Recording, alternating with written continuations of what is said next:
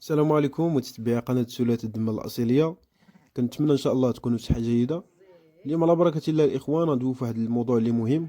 هو عند ولادة النعجة ضروري نتأكدوا باللي الرضيع شرب اللبا ديالو. يعني كيطراو المشاكل، خصوصا كتلقى النعجة والدة والجانين حداها، يعني بحال كيرضع، خصوصا بعض المرات راه ما كيقدرش انه يرضع، حتى كتغافل عليه واحد يومين كتلقاه مات. علاش؟ حيت ما خداش اللبا اللي غيعطيه واحد المناعة في الجسم ديالو، يعني ويقويه خصوصا في هذا البرد ويسخن الجسم ديالو. باش نتفاداو هذا المشكل حنا كنلتجئوا لهذه الطريقه هذه، خصوصا العجله والده جوج ثلاثه الفوق. يعني كنحلبوا داك اللبا وكنشربوه لداك الجنين بشويه، يعني حتى كنتاكدوا باللي الجنين شرب اللبا، وديك الساعات كتمشي مرتاح. واللي عنده يعني شي طريقه لاخوان اخرى، ولا شي موضوع، ولا شي معلومه يفيدنا، يعني يفيدنا بها، يكتب علينا في كومونتيرات. دمتم في رعايه الله.